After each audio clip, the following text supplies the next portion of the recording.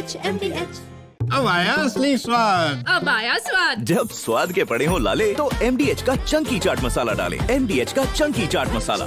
MDH अब आया असली स्वाद। अब आया स्वाद। जब स्वाद के पड़े हो।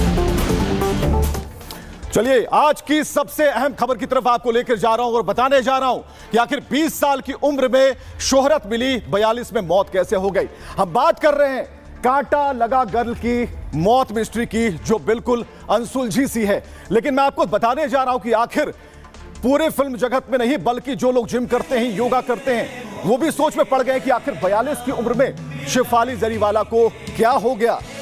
हर कोई मौत से सन्न है, शोक में है।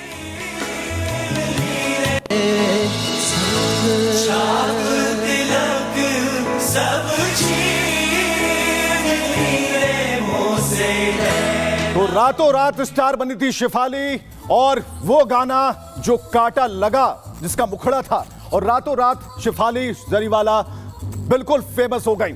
लेकिन अब वो नहीं है। 42 साल की उम्र में उनकी मौत हुई, कार्डियक अरेस्ट बताया जा रहा है। लेकिन अभी भी सस्पेंस बना हुआ है। कई फिल्में और कई शो में उन्होंने काम किया।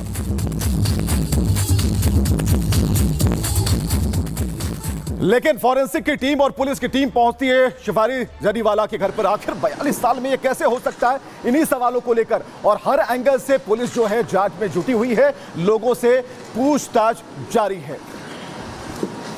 तो कारणों का पता लगाया जा रहा है और कोशिश की जा रही है कि किस तरीके से ये जो मिस्ट्री है उसे सुलझाया जा सके।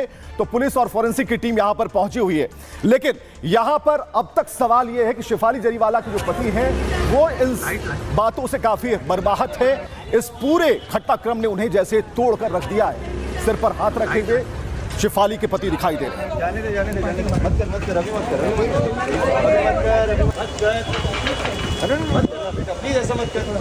और कई नामी फिल्मी जगत के लोग, यूट्यूबर्स, सभी लोग पहुंचे। जैसे जैसे उन्हें खबर मिली शेफाली की मौत की, सदमे में पूरा बॉलीवुड है कि ये हो क्या गया शेफाली के साथ। लेकिन लोग अब जांच की तरफ भी देख रहे हैं कि जांच में क्या निकलकर सामने आता है। तो सवाल इस बात को लेकर है कि शेफाली की उम्र मात्र 42 साल थी, कार्डियक अरेस्ट इसे बताया जा रहा है। लेकिन मौत कैसे हुई, इसके पीछे का सच क्या है, यह रिपोर्ट में सामने आएगा। फिलहाल एक छोटी सी रिपोर्ट हमारी, आप देखिए।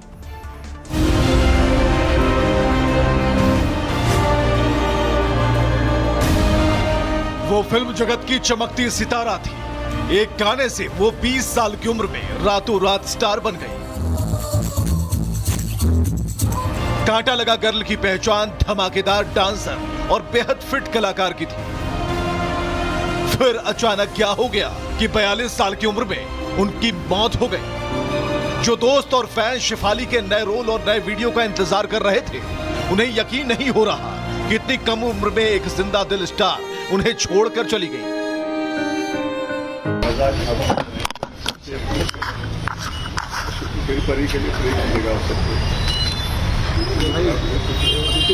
शेफाली के परिवार और दोस्त गम में डूबे हैं, तो पुलिस और एजेंसियां हर एंगल से जांच में जुटी हैं और पता लगाने में जुटी हैं कि कांटा लगा गर्ल की मौत कार्डियक अरेस्ट से हुई या मौत के पीछे और कोई वजह है।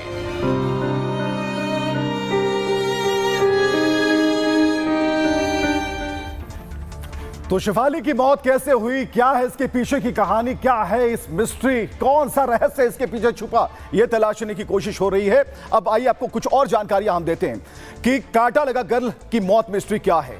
फिल्म एक्ट्रेस शेफाली की मौत को 12 घंटे से ज्यादा हो गए हैं, लेकिन उनकी मौत की वजह पर अब भी सस्पेंस है।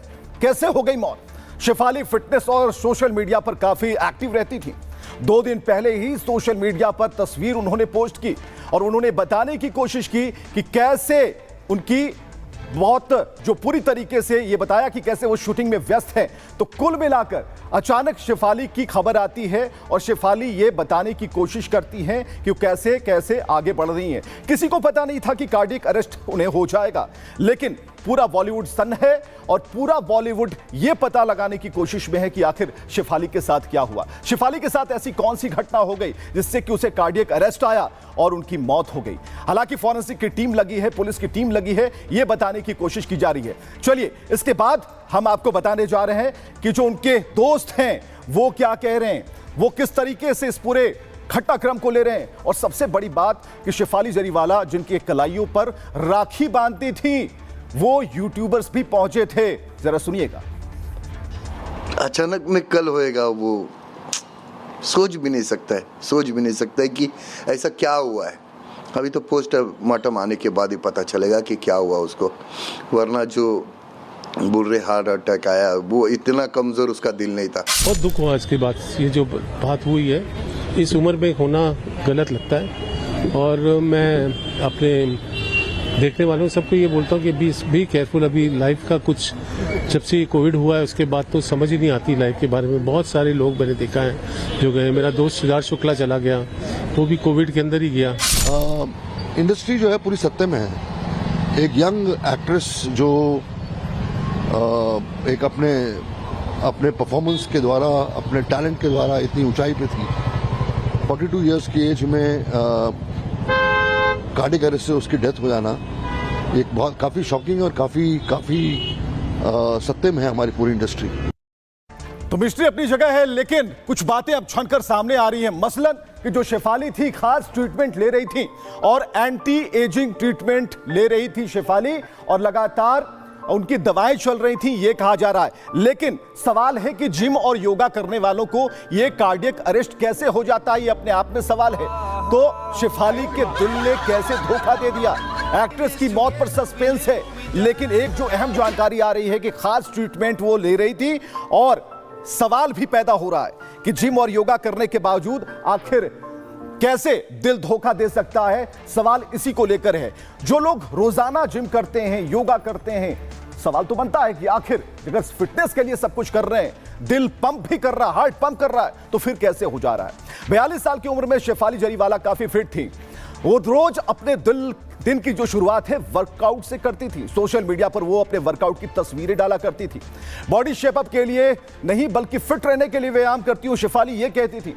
स्ट्रेचिंग और कार्डियो भी उनके रूटीन में शामिल था, अहम हिस्सा था। जिम के साथ वो योग और स्विमिंग के लिए भी वक्त निकाल लेती थी। यानी कि वो ऐसे सारे व्यायाम करती थी कि शरीर और दिल को फिट रखा जा सके। सेहत के लिए शेफाली सख्त डाइट भी फॉलो किया करती थी। इसलिए लोग हैरान हैं कि फिट शेफाली के दिल ने आखिर धोखा कैसे दे दिया। हालांकि जांच में यह बातें सामने आई कि 5 और 6 साल तकरीबन वो खास इलाज इसका करा रही थी। और इलाज क्या हो रहा था? एंटी एजिंग ट्रीटमेंट के जरिए कुछ दवाएं चल रही थी, और वो दवाएं जो हैं वो त्वचा के लिए ली जाती हैं ताकि जो त्वचा है वो स्टिफ रहे, टाइट रहे। आमतौर पर इनका दिल पर सीधे तौर पर असर नहीं होता, लेकिन लगातार ऐसी दवाओं से हार्मोन का जो संतुलन है वो बिगड़ सकता है। रिपोर्ट के मुताबिक शेफाली जरीवाला की जहां तक बात करें तो मिर्गी का अटैक भी 15 साल की उम्र में उन्हें आया था। योग और कड़े अभ्यास से शेफाली जल्द ही ठीक हो गई, लेकिन इस बार कार्डियक अरेस्ट में उनकी जान चली गई। व्यायाम और साथ साथ स्वस्थ खानपान और पर्याप्त नींद भी जरूरी है। कैसे बच सकते हैं? इसके अलावा समय समय पर शरीर की जांच भी जरूरी है ताकि पता चल पाए कि आप सिर्फ फिट दिख रहे हैं या फिट हैं भी। भाग दौड़ भरी जिंदगी में युवा और सितारे अक्सर इसकी अनदेखी करते हैं। डॉक्टर मानते हैं कि इसी वजह से दिल के मरीज तेजी से बढ़े हैं और यह संख्या बढ़ती जा रही है, जिसके चलते कम उम्र में कार्डियक अरेस्ट जैसे मामले सामने आ रहे हैं। मतलब कि अचानक युवाओं के हृदय की गति जो है वो रुक जाती है और इसे कार्डियक अरेस्ट कहते हैं, यानी कि दिल का दौरा पड़ता है। डॉक्टर मनोज क्या कह रहे हैं, जो कि कार्डियोलॉजिस्ट हैं, इस पूरे मसले पर देखिए। हर से केवल सुंदर और सुडौल दिखना ही स्वस्थ शरीर का परिचायक नहीं है। अभी एक यंग एक्ट्रेस की जो मौत की खबर आई है कार्डियक अरेस्ट से, बहुत ही दुखद है। लेकिन जो कन्वेंशनल रिस्क फैक्टर हैं, जैसे डायबिटीज है, हाई ब्लड प्रेशर है, हाई कोलेस्ट्रॉल लेवल है, पॉजिटिव फैमिली हिस्ट्री है, स्मोकिंग है, ये तो हमारे देश में था ही। लेकिन आजकल स्ट्रेस और सेडेंट्री लाइफ स्टाइल की वजह से भी इस तरह की बातें हो रही हैं। तो सबसे इंपॉर्टेंट है कि अपनी बायोकेमिस्ट्री को जानिए, आपका लिपिड प्रोफाइल क्या है, आपकी जेनेटिक्स क्या है। आपके घर में अगर 55 साल से कम की उम्र में हार्ट अटैक हुआ है तो संभावना होती है कि आपको भी जेनेटिक तौर पे आप मोर ससेप्टेबल हैं। तो इन चीजों पे ध्यान रखना पड़ेगा। खास करके आजकल लोग वेट रिड्यूस करने के लिए दवा लेते हैं, एंटी एजिंग ड्रग्स, कई हार्मोन्स हैं, कई जैसे सिरोलिमस एब्रोलिमस जैसे भी ड्रग हैं वो भी लेते हैं। तो ये सारी चीजें जो हैं हार्मोनल इफेक्ट की वजह से आपके कार्डियोवैस्कुलर डिजीज की संभावना बढ़ाती है। छोटा सा करियर था शेफाली का, लेकिन बड़े बड़े काम उन्होंने किए, मॉडलिंग की और कई फिल्में की, कई शोज किए। 20 साल में जो शोहरत उन्होंने कमाई और 42 साल की उम्र में उनका निधन हो जाता है। ऐसे में कई तरह के सवाल हो रहे हैं जिसे मिस्ट्री का नाम दिया जा रहा है। इसके अलावा मशहूर शो बिग बॉस में उनकी जो एंट्री है उसे आप नहीं भुला सकते। बिग बॉस में भी उन्होंने हिस्सा लिया। तो शेफाली की जो मौत है वो मिस्ट्री जरूर है, लेकिन सवाल फिर वही है जो कार्डियोलॉजिस्ट कह रहे हैं, खुद की देखभाल करना बेहद जरूरी है। तो शेफाली का जो करियर है 19 साल की उम्र में उन्होंने शुरुआत की थी और एक म्यूजिक वीडियो था कांटा लगा, रातों रात इस गाने से वो स्टार बन गई। उस समय उन्हें 7,000 रुपए फीस दी गई थी। गाने में बोल्ड अंदाज और खास स्टाइल में उनका डांस था जिसकी वजह से वो चर्चा में आई और देखते ही देखते उनकी फीस लाखों रुपए तक पहुंच गई। इसके बाद शेफाली कई फिल्म और म्यूजिक एल्बम में भी नजर आए। वो सलमान और अक्षय की फिल्म मुझसे शादी करोगी में दिखी थी।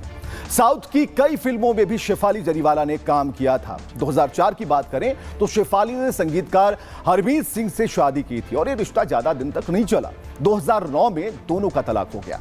निजी जिंदगी में परेशानी का असर उनके फिल्मी करियर पर भी पड़ा।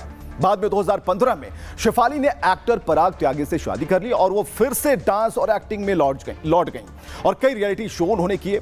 2019 में शेफाली बिग बॉस में भी रही और खूब उन्होंने चर्चा बटोरी थी। हालांकि पिछले कुछ सालों से शेफाली फिल्म एल्बम में सक्रिय नहीं थी, लेकिन उनकी ब्रांड वैल्यू में किसी भी तरह की कोई कमी देखने को नहीं मिली।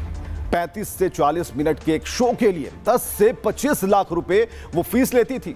एक शो के लिए इतनी ज्यादा पैसे वो लेती थी, यानी कि ये पता था कि वो जो है एक नामी जो एक्ट्रेस हैं, नामी मॉडल हैं, उन्हें ये पता था। चलिए अब मैं आपको दूसरी खबर की तरफ लिए चलता हूं और ये आज की सबसे अहम, मजबूत और भारत के लिए गर्व करने जैसा वो खबर मैं आपको बता रहा हूं। जब भारत को अंतरिक्ष से देखा तो शुभांशु शुक्ला ने क्या कहा, आप यही सोच रहे होंगे। आज प्रधानमंत्री से उनकी बातचीत होती है और ये बातचीत इतनी अच्छी रही, मैं उसके जरूर चंक्स आपको बताऊंगा, दिखाऊंगा।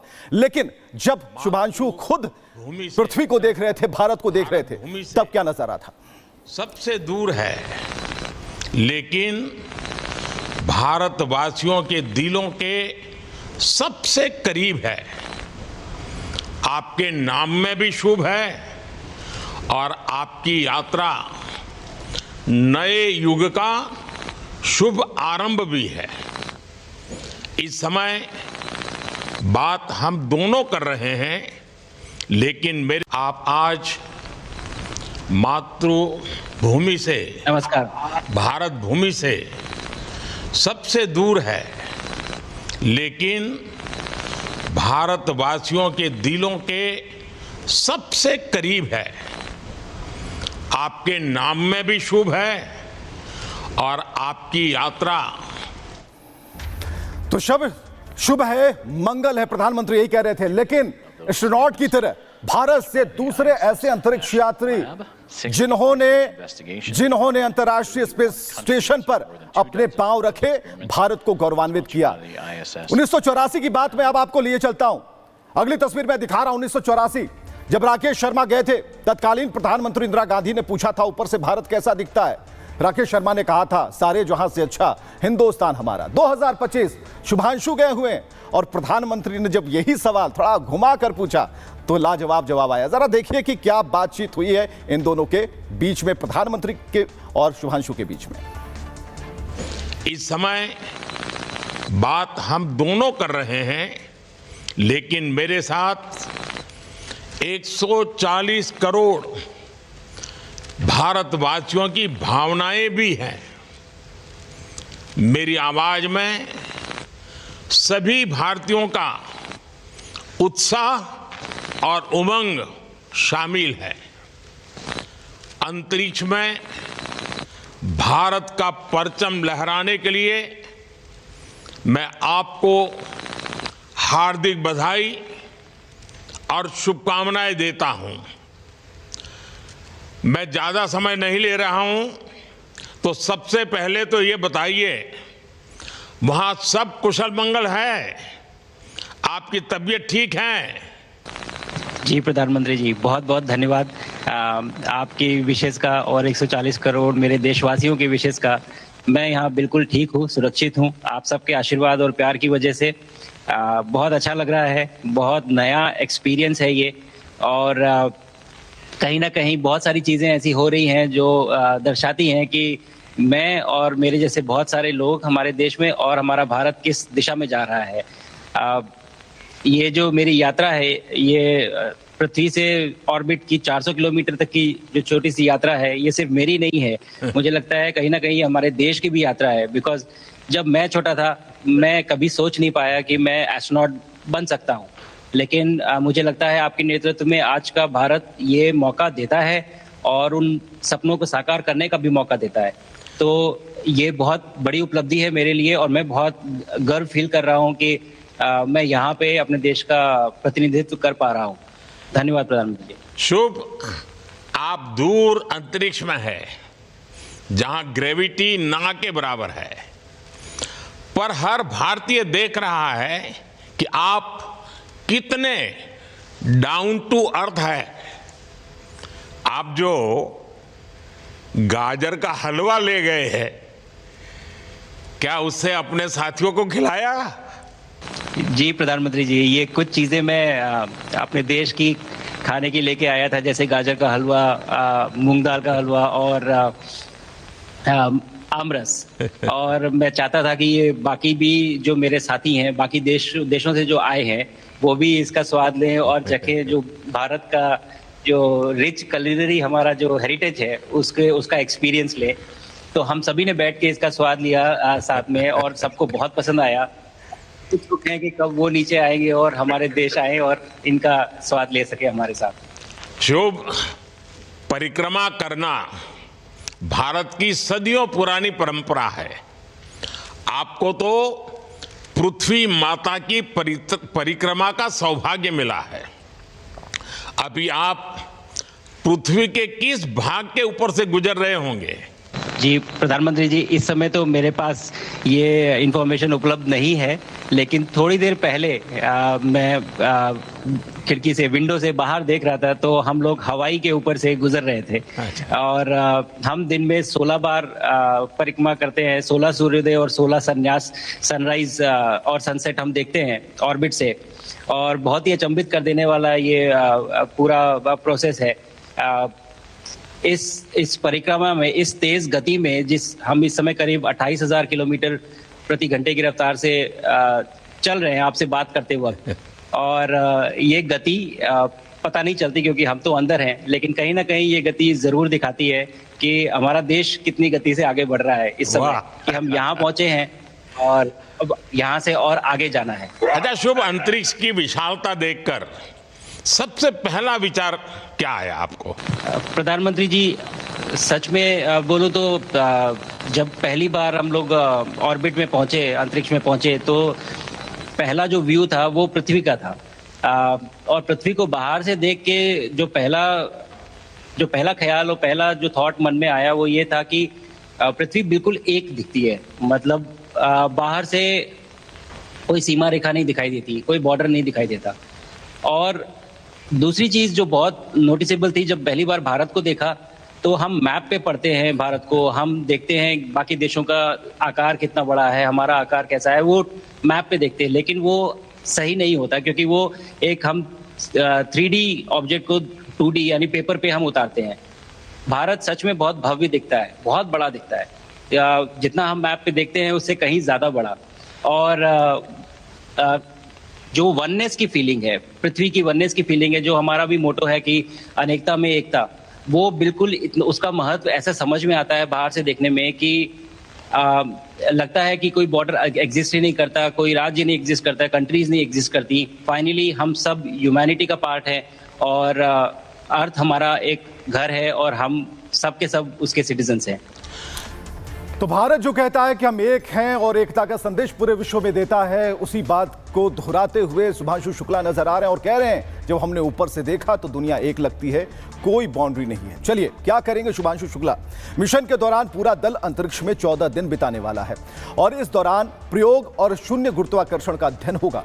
यानी कि मिशन के तहत कुल 60 वैज्ञानिक प्रयोग किए जाने हैं और ये प्रयोग स्वास्थ्य, भोजन और तकनीक से संबंधित होंगे।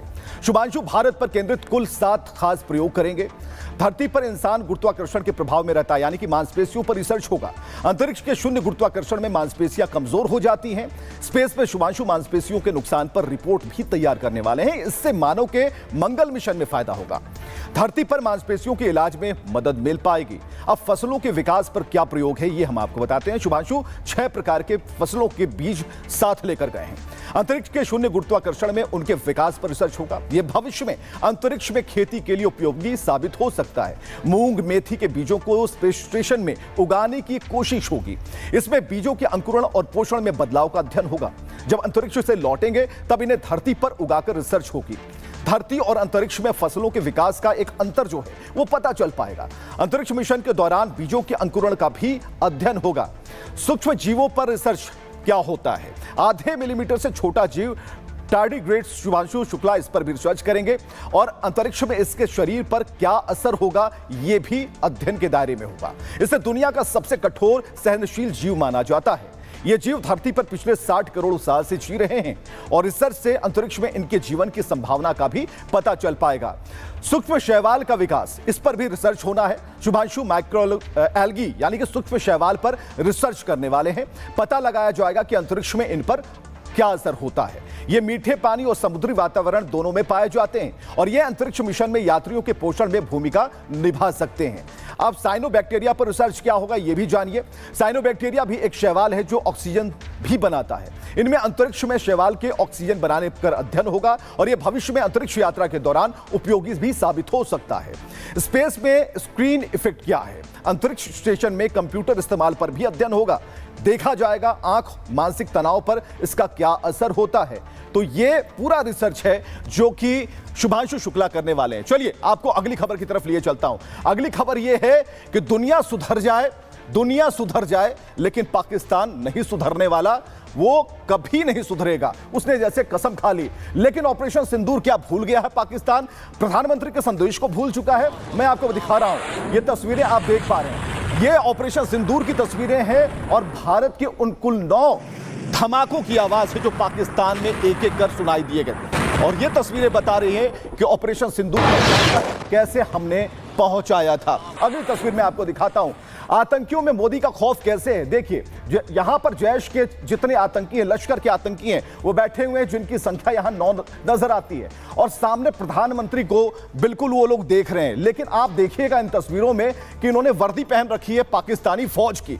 तो कुल मिलाकर जो तस्वीर है कराची से आई हुई वो ये बता रही है कि कहीं ना कहीं प्रधानमंत्री का जो खौफ है, मोदी का खौफ उनके जहन में बैठ चुका है। अगली तस्वीर में आपको दिखा रहा हूं, ये वहां के पाक के सूचना मंत्री हैं अताउल्लाह तरार, लेकिन उनके साथ जो खड़ा है वो आतंकियों का आका है और लश्कर आतंकी है कारी मोहम्मद याकूब शेख, सैफुल्लाह कसूरी। तो ये वो आतंकी हैं जो कि वहां के मंत्रियों के साथ कनेक्टेड हैं। यानी कि कनेक्शन साफ तौर पर दिखता है कि कैसे उन्होंने कनेक्शन स्थापित किया है। चलिए यहां पर पीओके में आतंकी लॉन्च पैड तैयार किया जा रहा है। यानी कि जहां जहां भारत ने स्ट्राइक की उन्हें फिर से जिंदा करने की कोशिश, उसकी प्लानिंग यहां चल रही है। और देखिए कैसे वहां पर बैठकें होती हैं और बैठक में इस बात पर जोर दिया जा रहा है कि हम तबाह हो गए लेकिन कैसे रिनोवेट करना है, कैसे फुल प्रूफ तैयारी के साथ एक बार फिर आना है। तो ये एक छोटी सी रिपोर्ट के जरिए आपको हम बताने जा रहे हैं कि पाकिस्तान क्यों नहीं सुधर सकता और इस बार उसकी तैयारी भारत को लेकर क्या है और शायद वो ऑपरेशन सिंदूर भूल चुका है।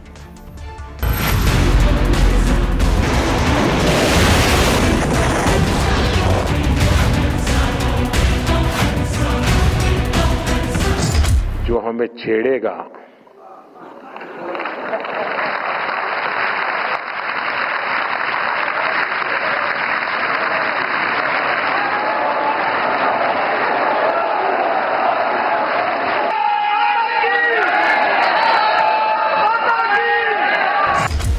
पाकिस्तान अपनी आदतों से बाज नहीं आने वाला है। ऑपरेशन सिंदूर में पाकिस्तान में 9 आतंकी ठिकानों को तबाह कर दिया गया था। अब एक बार फिर पाकिस्तान में आईएसआई, सेना और आतंकियों की बैठक हो रही है। हालांकि आतंकियों के चेहरे पर मोदी का खौफ इन तस्वीरों में साफ दिखता है। मैं जैनियों के कार्यक्रम में हूं, अहिंसावादियों के बीच हूं और अभी तो आधा वाक्य बोला हूं और आपने पूरा कर दिया। कहने का तात्पर्य यह है कि भले शब्दों में नहीं कहा, शायद आप ऑपरेशन सिंदूर को आशीर्वाद दे रहे थे। पाकिस्तान एक बार फिर भारत के खिलाफ साजिश कर रहा है। पाकिस्तान का सच खुद पाकिस्तानी ही दुनिया के सामने ला रहे हैं। आईएसआई ने जो रखे में पाकिस्तान में रखे में, जाहिर बात है इन लोगों को इस्तेमाल करके दोबारा से जो है ये लड़ी जाएगी जंग, और इसमें आपको पता नहीं होगा कि दोस्त कौन है दुश्मन कौन है। जिस तरह पाकिस्तान के अंदर वॉर विद इन लड़ी गई, जिसको दुनिया ग्लोबल वॉर ऑन टेरर कहती है, लेकिन वो तो असल में वॉर विद इन लड़ी जा रही थी। तो पीओके में पाकिस्तान की नई तैयारी क्या है, ये अब आप जरा जानने की कोशिश कीजिए, क्योंकि ये खुलासा भी पाकिस्तान के हवाले से ही सामने आया है।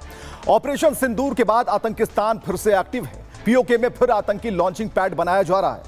पाक सरकार, आईएसआई और पाकिस्तानी फौज इसकी मदद कर रही है। भावलपुर में एक मीटिंग हुई, नए कैंप तैयार करने पर फैसला होता है और भारतीय खुफिया एजेंसी के पास मीटिंग की पूरी जानकारी आ जाती है। मीटिंग में जैश, लश्कर, टीआरएफ और हिजबुल के कमांडर बैठे होते हैं। आतंकियों की इस बैठक में आईएसआई और पाक सेना के अधिकारी भी शामिल होते हैं। ट्रेनिंग कैंपों को कैसे हाईटेक बनाया जाए और पाकिस्तानी सेना कैसे मदद करेगी, इस पर विमर्श हो रहा है। पाकिस्तान सरकार इन आतंकी कैंपों पर खूब पैसे लुटा रही है। एक कैंप में 200 से अधिक आतंकियों को ट्रेनिंग का प्लान हो रहा है और पीओके के जंगली इलाकों में भी लॉन्चिंग पैड बनाने की तैयारी चल रही है, जिससे कि भारतीय सुरक्षा एजेंसियों की नजर इन पर ना पड़े। ऑपरेशन सिंदूर में भारत ने पाक के कुल 9 आतंकी ठिकाने तबाह कर दिए थे। 100 से अधिक आतंकवादी मारे गए थे इस ऑपरेशन में। ये अहम जानकारी, लेकिन यह खुलासा जैसा कि हमने कहा कि पाक के हवाले से ही हो रहा है।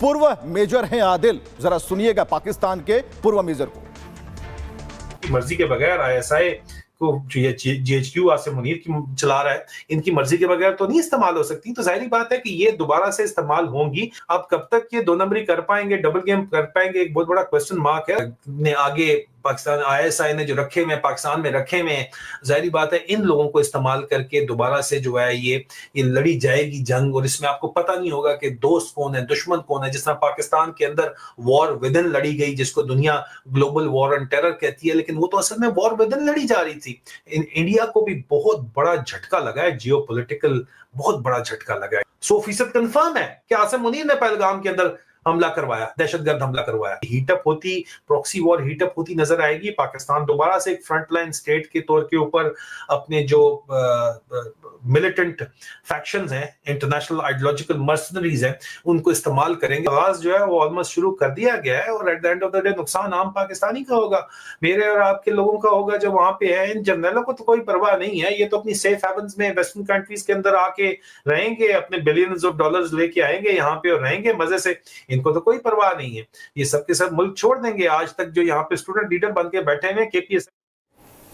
तो पाकिस्तान भूल चुका है कि ऑपरेशन सिंदूर के वक्त हमारा जो टारगेट है, भारत का टारगेट है, वो कराची पोर्ट था। हमारी नेवी की फौज तैयार थी, यानी कि निशाने पर हमारे पोर्ट तैयार थे, किस तरीके से हमला करना है। ब्रह्मोस लोड था ताकि उनके पूरी तरीके से नेस्तनाबूद किया जा सके। लेकिन शायद पाकिस्तान भूल चुका है कि अगर एक बार हमला हुआ है तो भारत की बात जो कही गई प्रधानमंत्री की जुबान से कि अगर छेड़ोगे तो छोड़ेंगे नहीं। आइए हम आपको बताते हैं क्या तैयारी है।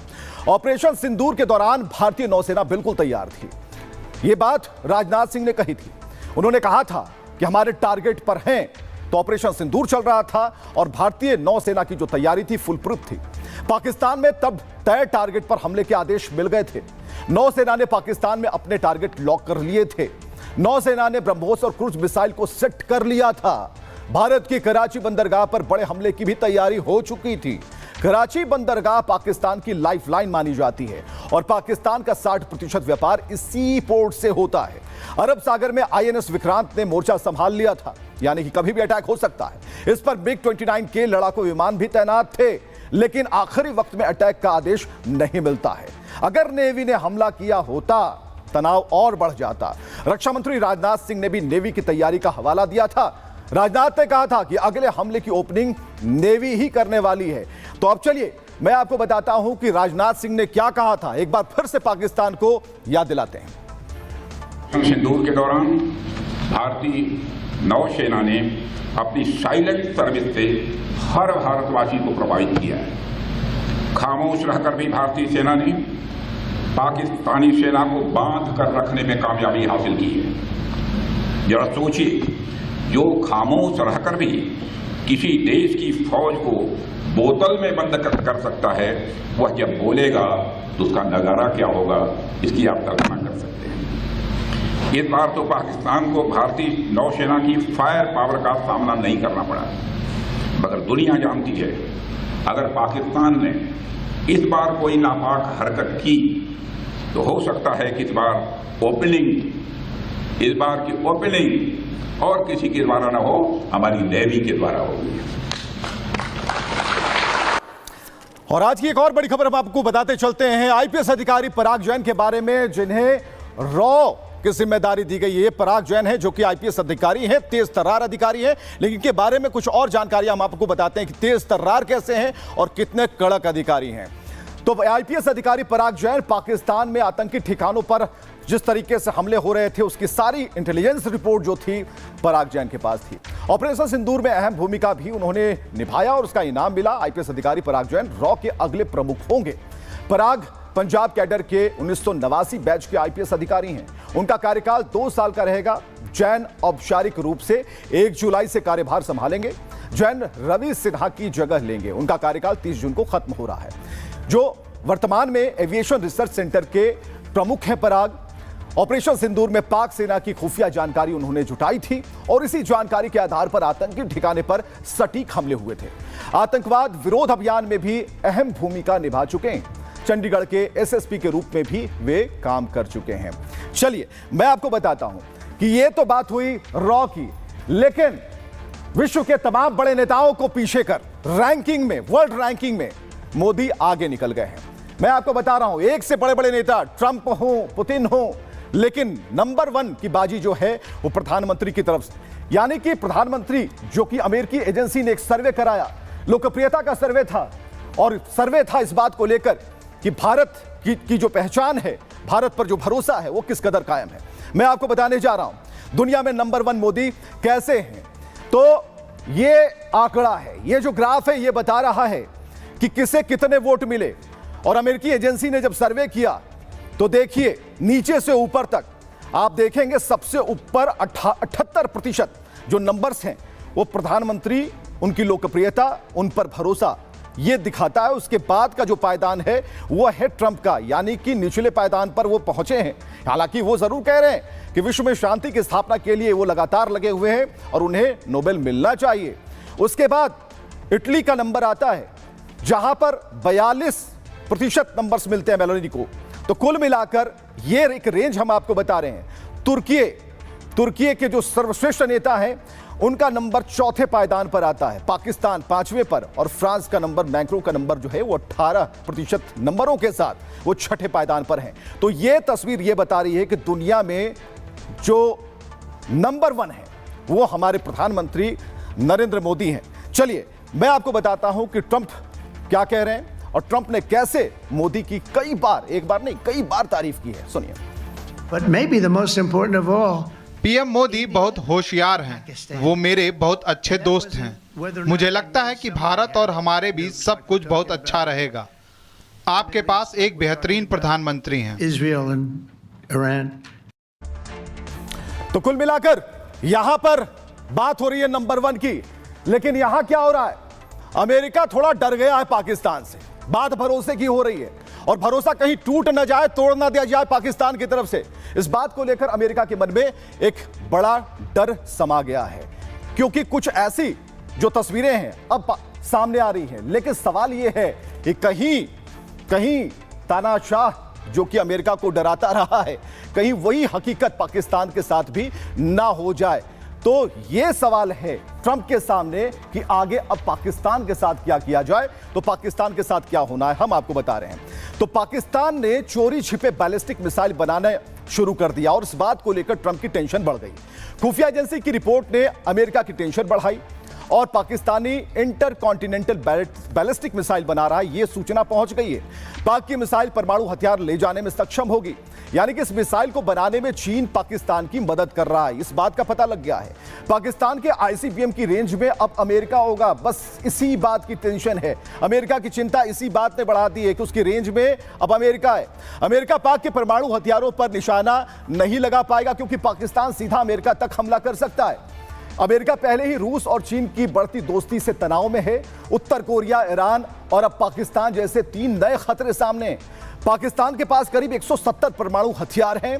अमेरिका को इस बात का डर है कि ये हथियार आतंकियों के हाथ लग सकते हैं। अगर लग गए तो फिर क्या होगा? चलिए, टीपी त्यागी डिफेंस एक्सपर्ट कैसे देख रहे हैं इस पूरे मसले को, देखिए। इसराइल और ईरान के युद्ध में अमेरिका ने इंटरवीन किया। पाकिस्तान को यह डर है कि अगर हिंदुस्तान के साथ उसका कोई युद्ध होता है तो अमेरिका इंटरवीन कर सकता है, क्योंकि अमेरिका के और हिंदुस्तान के रिश्ते सुदृढ़ हैं क्वेड की वजह से भी और डिफेंस टेक्नोलॉजी और इनोवेशन में पार्टनरशिप की वजह से भी। तो उसने पहले तो चाइना से MIRV टेक्निक ली, यानी कि एक ही मिसाइल के कई वारहेड से कई टारगेट को डिस्ट्रॉय करना, और अब उसने एक ICBM जिसका रेंज 10,000 किलोमीटर है बनाने के ऊपर काम करना शुरू किया। अमेरिका ने भी ये कहा है कि हर वो देश जिसकी ICBM का कोई टारगेट हमारे मेनलैंड में है हम उसे अपना दोस्त नहीं मानते। उसमें रशिया भी है, चाइना भी है और मेनली नॉर्थ कोरिया भी है। अब पाकिस्तान भी चूंकि नॉर्थ कोरिया की तरह बिहेव कर रहा है, तो मुझे तो लगता है कि शायद अमेरिका अब जैसे ईरान के इस्लामिक बॉम्ब के खिलाफ है, पाकिस्तान के इस्लामिक बॉम्ब के खिलाफ भी कोई एक्शन ले सकता है। और उस खबर की तरफ रुख करते हैं जो लगातार चर्चा में बनी हुई है, यानी कि इटावा में कथावाचकों पर जिस तरीके से अटैक होता है और उसको जो राजनीतिक रंग दिया जा रहा है उसकी बात अब होनी है, क्योंकि यादव वर्सेस ब्राह्मण बढ़ा रण कैसे बढ़ रहा है, आमने सामने की बात हो रही। तस्वीरें मैं आपको दिखा रहा हूं। मुकुटमणि, संत कुमार, 2 कथावाचक जिनके चोटियां जिनकी काट ली गई और वहां पर भीड़ ने यह तमाशा देखा। मुकुटमणि जिनकी चोटियां काटी जा रही है और यह तस्वीर यहीं से इसका शुरुआत होता है और उसके बाद हंगामे की तस्वीर हम आपको दिखाते हैं। विरोध में सैकड़ों की संख्या में लोग सड़कों पर उतर आते हैं, हंगामा होता है, पुलिस रोकने की कोशिश करती है, दौड़ाया जाता है, लेकिन उल्टे पुलिस को ही निशाना बना दिया जाता है। चलिए इसके बाद कुछ लोग ऐसे होते हैं जिन्हें अरेस्ट किया जाता है। इनकी संख्या 10 से ज्यादा होती है, जिन्हें उनके नाम भी आप यहां पर देख सकते हैं कि किस तरीके से कानपुर जोन के समस्त जनपदों में सोशल मीडिया के जरिए इन्होंने भड़काने की कोशिश की। चलिए, इसके बाद मैं आपको दिखा रहा हूं कि यह मसला यहीं पर थमता नहीं है। इसके बाद राजनीति इस पर शुरू हो जाती है, तनाव यह बढ़ता है कि सवाल और जवाब होने लगते हैं और ऐसा लगता है कि यहां पर 2 खुट जो है वो साफ तौर पर दिखाई देने लगे, यानी कि 2 आमने सामने की लड़ाई बन जाती है। लेकिन बात यही खत्म नहीं होती। बात इस बात को लेकर है कि आखिर पूरा मसला जो है रण क्षेत्र में तब्दील कैसे हो जाता है। तो जाति पर जो सियासत हो रही है वो अपने किस अंजाम तक पहुंचेगी। इटावा कथावाचन कांड के साथ पूरी पीढ़ी खड़ी है। ये देखिए अब कौन क्या कह रहा है। बीजेपी आरएसएस के लोगों ने उनके परिवार को बिगाड़ा उजाड़ा, ये अखिलेश कह रहे हैं। जिसने कथावाचकों को पीटा है, अखिलेश ये बता रहे हैं कि ये लोग घोर जातिवादी हैं, ये भगवान राम की जाति बताते हैं। एमपी के सीएम मोहन यादव कहां हैं, ये अखिलेश पूछ रहे हैं। इसके बाद योगी आदित्यनाथ कह रहे हैं कि वोट बैंक के लिए देश को और कितना बांटोगे।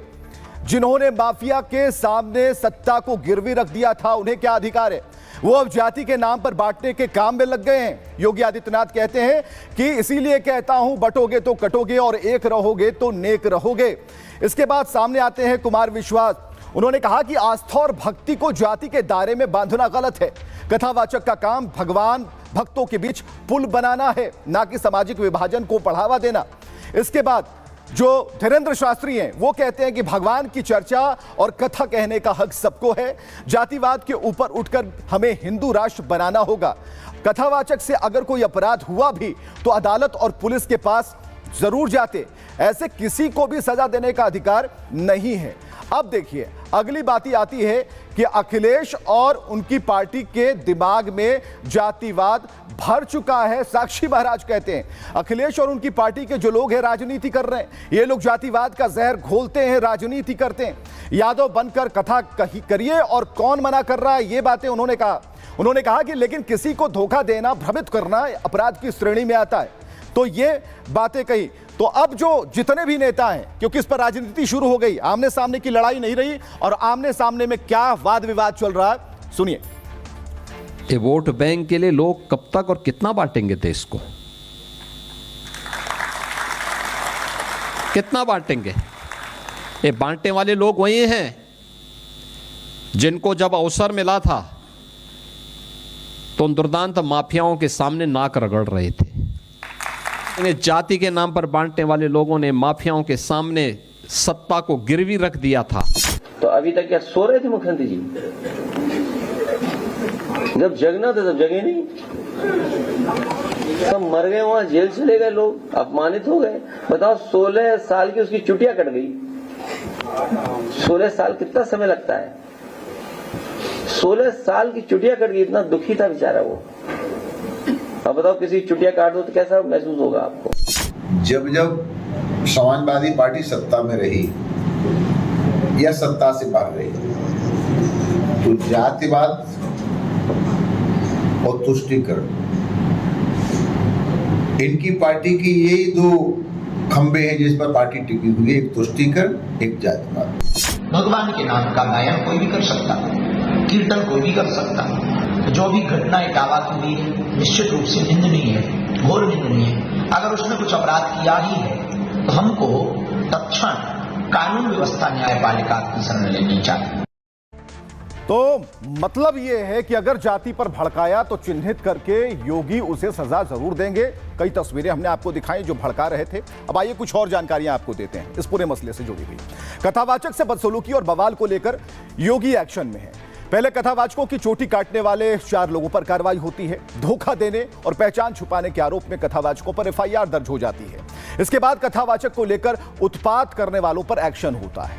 उपद्रव करने वाले कुल 19 लोगों को गिरफ्तार कर जेल भेजा जाता और 170 लोगों पर हत्या की कोशिश और माहौल बिगाड़ने का केस दर्ज है। इनमें अहिर रेजिमेंट का अध्यक्ष गगन यादव भी शामिल है जो अभी फरार चल रहा है। और अब जाति के नाम पर भड़काने वालों पर कड़ा एक्शन हो रहा है।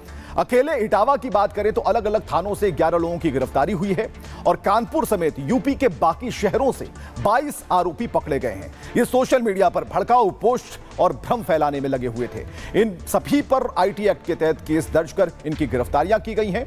इस बीच इटावा में एक ब्राह्मण महिला टीचर नौकरी से निकाल दी गई है। महिला टीचर गांव की रहने वाली है जहां कथावाचक की पिटाई हुई थी और महिला का आरोप है कि कुछ यादवों ने उसकी चोटी काटने की धमकी दी और उससे यह बात जब स्कूल प्रबंधक को बताई तो उसे नौकरी से निकाल दिया गया। प्रशासन इसे लेकर काफी सख्त है, कड़ी कार्रवाई की तैयारी में है। योगी खुद अधिकारियों को जातीय हिंसा रोकने का कड़ा फरमान जारी कर चुके हैं और कहा है कि जाति या धर्म के नाम पर कानून से खिलवाड़ बर्दाश्त नहीं होगा। तो कुल मिलाकर ये जो कहानी है वो योगी उनके आदेश के इर्द गिर्द घूम रही है। अब वहां के एसएसपी क्या कह रहे हैं ये भी सुनिए। थाना क्षेत्र में उत्पन्न हुई स्थिति के दृष्टिगत हमारी सोशल मीडिया टीम द्वारा लगातार सोशल प्लेटफॉर्म पे वीडियो पोस्ट और टिप्पणियों की रियल टाइम मॉनिटरिंग की जा रही है। इसी क्रम में अफवाह फैलाने वाले, भ्रामक और सामाजिक विद्वेष फैलाने वाली टिप्पणियों को और पोस्ट को चिन्हित करके उनके विरुद्ध नियमानुसार विधिक कार्रवाई की जा रही है। तो लखनऊ के मलिहाबाद में क्या होता है? हथियारों का बड़ा जखीरा यहां पर मिलता है। 1 2 नहीं, जितने गिनते जाइए, यहां नंबर भी दिए हुए हैं और इससे पता चलता है कि हथियारों की एक बड़ी खेप यहां पर तैयार की जा रही थी। अवैध फैक्ट्री का उद्भेदन खुलासा यहां पर होता है, लेकिन इस खुलासे के पीछे की सच्चाई क्या कहती है अब हम आपको बताने जा रहे हैं कि क्या होता है। तो लखनऊ के मलिहाबाद में हथियार फैक्ट्री पर बड़ा खुलासा हुआ। जो सलाउद्दीन अपने घर में हथियारों की अवैध फैक्ट्री चला रहा था, उस हकीम सलाउद्दीन का पाकिस्तानी कनेक्शन सामने आ गया। पहले तो सलाउद्दीन खुद को बीमार बता रहा था, पूछताछ से बच रहा था, लेकिन एसटीएफ और जांच एजेंसियों ने सख्ती की तो राज उगलने लगा। उसके पास से लाल पर्ची में उर्दू और फारसी में कुछ नंबर्स मिले हैं। उसकी पाकिस्तान में रहने वाली कई लोगों से बातचीत होती थी और पूछताछ में पाकिस्तान में उसके रिश्तेदारी की बात भी सामने आ गई। सलाउद्दीन के दर्जन भर से ज्यादा रिश्तेदार पाकिस्तान में रहते हैं और कई बार पाकिस्तान गया और वहां के कई लोगों से वो कनेक्ट था, जुड़ा हुआ था। देश में लखनऊ से कश्मीर तक उसने एक बड़ा नेटवर्क फैला रखा था और वो भारी संख्या में हथियारों की सप्लाई किया करता था। एजेंसियां हथियार और दस्तावेज जब्त कर जांच में जुटी हैं। मुहर्रम से पहले हथियार और कारतूस साजिश का हिस्सा तो नहीं, इस पर विमर्श हो रहा है और इस पर बातचीत चल रही है। तो देखिए, अब हम आपको बता रहे हैं कि आखिर हुआ क्या। इस पूरे मसले में अब गिरफ्तारियां हुई हैं, अब एक एक कर जो है मामले सामने आएंगे। चलिए अब खबरों का रुख कोलकाता की तरफ करते हैं। और कोलकाता में क्या हुआ? कोलकाता की सड़कों पर जो हिंदू हैं वो उतरे हुए हैं और कोलकाता किस तरीके से उबल रहा है, अब ये हम आपको बता रहे हैं। कोलकाता में दरिंदगी हुई है। कोलकाता में एक मासूम छात्रा के साथ दरिंदगी हुई। कानून की पढ़ाई करने वाली थी, लेकिन दरिंदगी कुछ ऐसी कि गैंग रेप के खिलाफ अब लोगों का जो गुस्सा है वो आसमान पर है।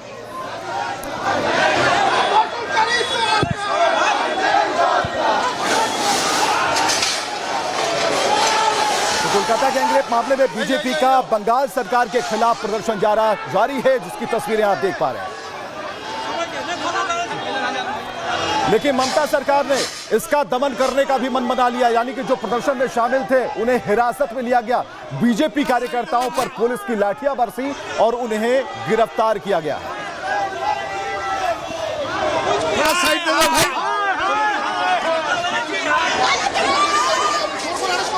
और वहीं पर कांग्रेस छात्र परिषद के जो कार्यकर्ता हैं वो भी सरकार की नीतियों के खिलाफ सड़कों पर आ गए कि आखिर क्यों ऐसी घटनाएं हो रही हैं। कांग्रेस का विरोध प्रदर्शन पुलिस समझाने की कोशिश कर रही है, लेकिन कांग्रेस के कार्यकर्ता भी अड़े हुए हैं।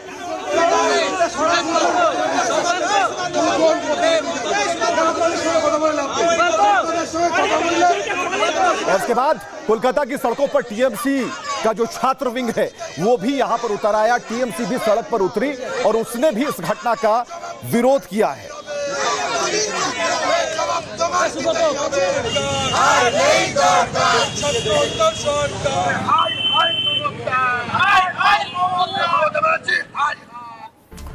लेकिन पोस्टमार्टम रिपोर्ट की तरफ सभी देख रहे हैं कि आखिर क्या खुलासा हुआ। हम आपको बताने जा रहे हैं क्या होता है।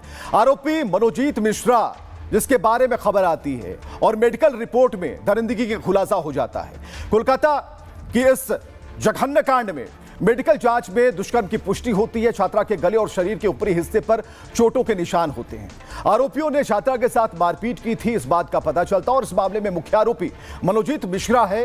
पुलिस ने सभी आरोपियों को गिरफ्तार कर लिया। आरोपियों को 1 जुलाई तक पुलिस कस्टडी में भेजा गया है। छात्रा के मुताबिक आरोपी ने शादी का प्रस्ताव दिया था। शादी का प्रस्ताव ठुकराने पर आरोपी ने हैवानियत की घटना का वीडियो बनाया और वायरल करने की धमकी दी। मनोजीत मिश्रा खुद को टीएमसी स्टूडेंट विंग का लीडर बताता है और टीएमसी के कई बड़े नेताओं के साथ उसकी तस्वीरें भी हैं। इसको लेकर बीजेपी टीएमसी को घेर रही है और विरोध प्रदर्शन कर रही है कि आखिर ये क्या हुआ है। तो सबसे बड़ी बात है कि जो आरोपी है उसका सीधा जुड़ाव टीएमसी से था, तो टीएमसी घेरे में है, बीजेपी सड़कों पर है और ऐसे में सवाल पूछे जा रहे हैं। सुनिए क्या जवाब आ रहा है।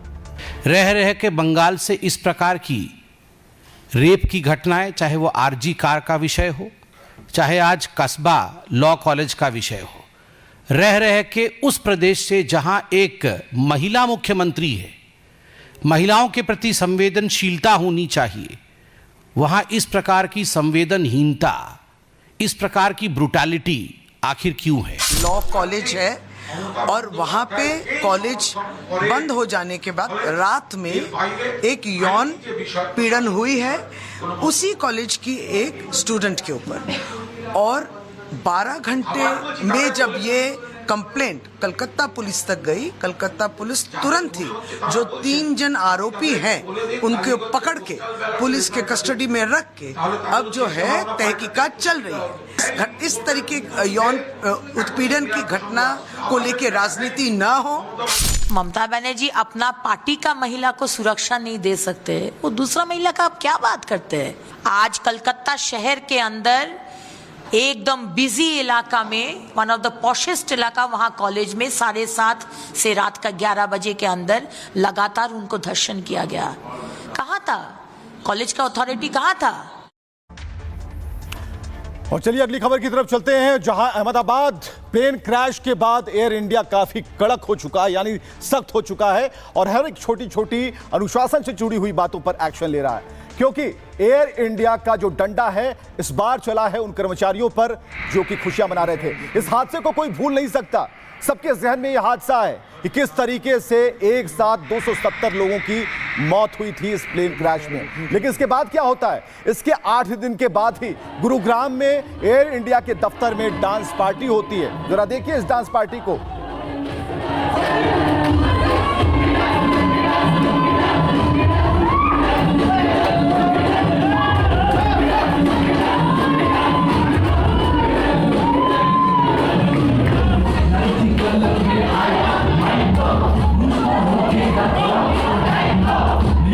तो एयर इंडिया के कर्मचारी डांस कर रहे हैं। गुरुग्राम में एयर इंडिया और सिंगापुर की सैट्स ज्वाइंट वेंचर कंपनी है और उसी के ये कर्मचारी हैं जो डांस कर रहे हैं, जिनके ऊपर चिन्हित कर एक्शन लिया गया।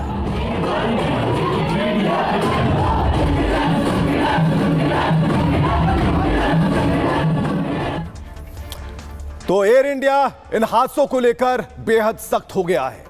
एयर इंडिया ने से इशारा कर दिया है, 4 कर्मचारियों को बाहर का रास्ता दिखा दिया है। एयर इंडिया ने ग्राउंड हैंडलिंग वेंचर के 4 कर्मचारियों से इस्तीफा मांगा है और एयर इंडिया में ग्राउंड हैंडलिंग वेंचर की जिम्मेदारी एआई सैट्स के पास है। यानी कि एयर इंडिया ने यह कार्रवाई एक वीडियो वायरल होने के बाद की, जो तस्वीरें आप देख पा रहे हैं इसमें एयर इंडिया के ये कर्मचारी पार्टी कर रहे हैं, डांस कर रहे हैं। Viral video Ahmedabad plane crash के 8 दिन बाद का बताया जा रहा है। तब पूरी दुनिया हादसे के गम में थी और ये लोग पार्टी कर रहे थे। एयर इंडिया ने कार्रवाई के बाद एक बयान जारी किया है जिसमें कहा है, अहमदाबाद प्लेन हादसे और इस दुखद घटना से प्रभावित परिवारों के साथ हम पूरी संवेदना के साथ खड़े हैं। वायरल वीडियो में कर्मचारियों का जो व्यवहार है वो हमारी कंपनी की पॉलिसी के खिलाफ है। हमने जिम्मेदार लोगों पर सख्त अनुशासनात्मक कार्रवाई की है। दरअसल इन कर्मचारियों ने गुरुग्राम में पार्टी की थी। खबर यह है कि यह पार्टी एयर इंडिया के दफ्तर में की गई थी। वीडियो वायरल हुआ और इसके बाद सोशल मीडिया में हंगामा मच गया। एयर इंडिया की संवेदनशीलता पर सवाल उठाए गए, ट्रोल किया गया और इसके बाद एयर इंडिया ने अपने 4 कर्मचारियों को बाहर का रास्ता दिखा दिया। और इससे पहले डीजीसीए ने एयर इंडिया के 3 अफसरों को हटाने के आदेश दिए थे। इनमें divisional vice president, crew scheduling chief शामिल थे। क्रू शेड्यूलिंग की प्लानिंग से जुड़ी एक कर्मचारी भी शामिल थी और तीनों पर सेफ्टी प्रोटोकॉल के उल्लंघन के गंभीर आरोप लगाए गए थे। तो यह पूरा मसला है और किस तरीके से एक्शन हुआ है। लेकिन कुछ और बातें हैं जो हम आपको बता रहे हैं कि किस तरीके से यह मसला आगे बढ़ता है। जब यह विमान हादसा हुआ तब की तस्वीरें आप देखेंगे, चारों तरफ हंगामा मचा था, लोग बचाने में जुटे थे कि कहीं से किसी व्यक्ति को हम बचा लें। इस पूरे हादसे की तस्वीरें आप देख पा रहे हैं और याद जो है ताजा हमने कर दी है।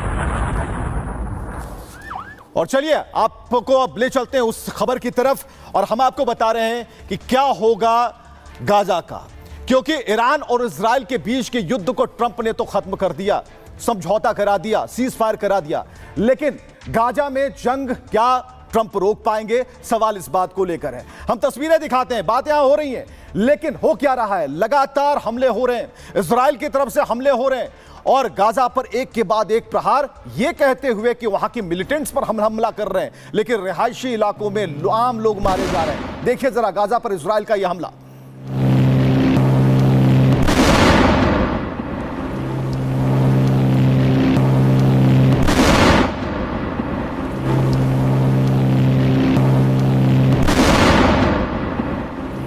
तो एयर स्ट्राइक इजराइल की तरफ से और 42 आम लोगों की जान चली जाती है। इजराइल की एयर स्ट्राइक और गाजा में 42 लोगों की मौत के बाद वहां पर सन्नाटा पसर जाता, लोग सामने आते हैं ज्यादा से ज्यादा लोगों को अस्पताल पहुंचाने के लिए।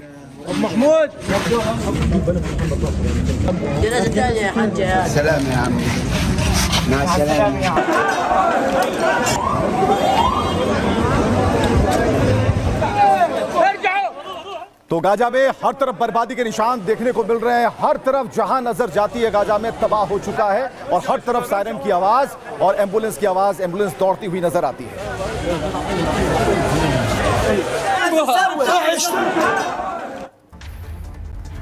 तो सवाल इस बात को लेकर है कि क्या ये युद्ध रोक पाएंगे ट्रंप? सबसे बड़ा सवाल यही है।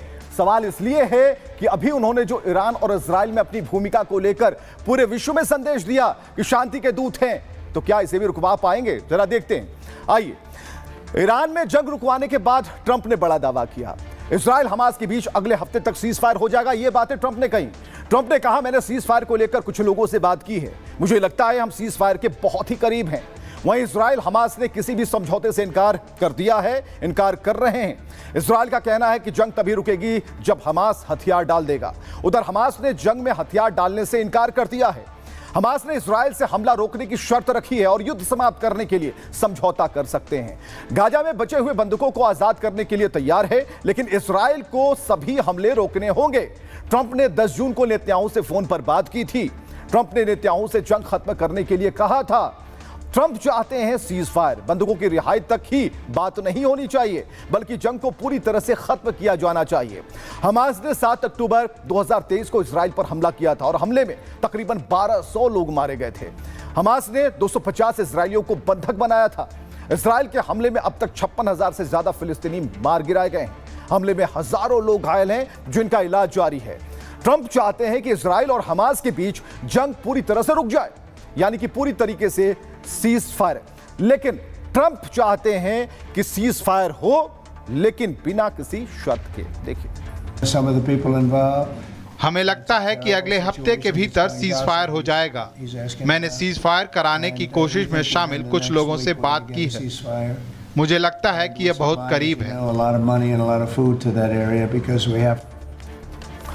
तो दिक्कत इतनी ही नहीं है, ईरान को दिक्कत ट्रंप के उस टिप्पणी पर भी है जिसमें वो बराबर कहते हैं कि हमने खामनेई को बचा लिया है, हमने एक बड़े खतरे से खामनेई को बचा लिया है। और ईरान इस बात को पचा नहीं पा रहा कि उनके नेता के बारे में ट्रंप बराबर विश्व में ऐसा कह रहे हैं। लेकिन मैं आपको बता रहा हूं, ये ईरान की तस्वीरें हैं जहां 60 अधिकारियों की अंतिम यात्रा निकाली गई।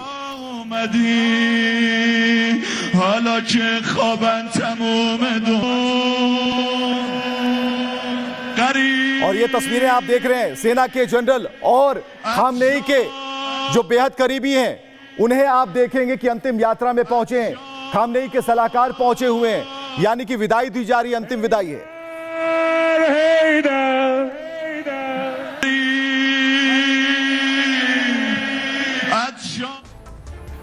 तो ट्रंप जो कह रहे हैं कि खामनेई को हमने बड़े खतरे से बचा लिया, इस बात से ईरान चिढ़ा हुआ है। वो बराबर कह रहा है कि अपने शब्दों पर ध्यान दें, ये बातें ठीक नहीं हैं। ट्रंप ने ईरान के सुप्रीम लीडर खामनेई पर तीखा हमला बोला। खामनेई एक धार्मिक सम्मानित व्यक्ति हैं, उनको सच बोलना होगा। अमेरिका के हमले में ईरान के 3 परमाणु ठिकाने तबाह हो गए, जबकि खामनेई इसे ईरान की जीत बता रहे हैं। ट्रंप ने कहा कि मैं जानता था खामनेई कहां छुपे हैं, लेकिन मैंने उन्हें मरने नहीं दिया। इजराइल ने खामनेई को मारने का प्लान बनाया था, लेकिन मैंने इजराइल की योजना को खारिज कर दिया। मैंने उन्हें एक बेहद भयानक और अपमानजनक मौत से बचाया है। इसके लिए उन्हें मुझे धन्यवाद करना चाहिए था। ईरान अब परमाणु कार्यक्रम को आगे नहीं बढ़ाएगा। ईरान को अंतर्राष्ट्रीय परमाणु ऊर्जा एजेंसी को जांच की अनुमति देनी चाहिए, ताकि सुनिश्चित किया जाए कि ईरान परमाणु कार्यक्रम नहीं शुरू कर रहा। ईरान के विदेश मंत्री अरागची ने ट्रंप के बयान पर आपत्ति जताई।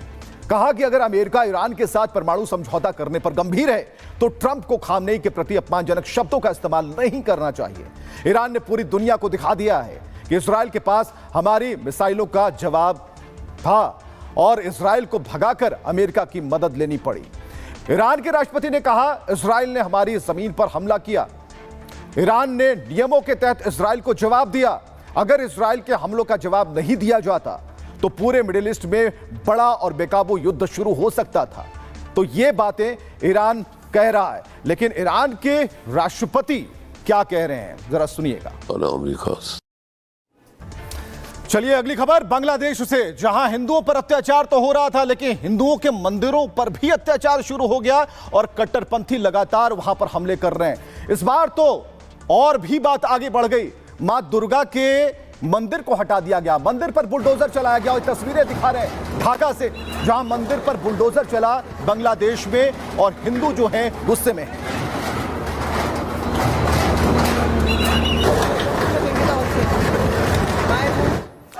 तो बुलडोजर एक्शन के खिलाफ लगातार ढाका में प्रदर्शन हो रहे। हिंदूवादी संगठन जो हिंदू हैं, वो सड़कों पर उतर आए हैं।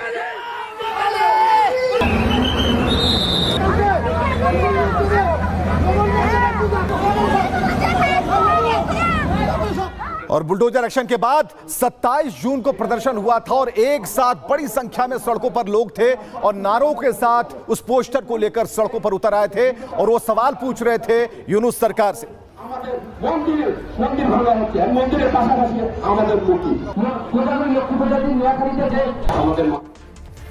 तो ये आस्था पर प्रहार है, संस्कृति पर प्रहार है, हमारी देवी देवताओं पर प्रहार है। और जो बांग्लादेश में हिंदू रहते हैं वो अब गुस्से में हैं क्योंकि बांग्लादेश में अल्पसंख्यकों पर जुल्म लगातार बढ़ रहे हैं और इसके खिलाफ बांग्लादेश के जो हिंदू है सड़कों पर उतरने लगे हैं।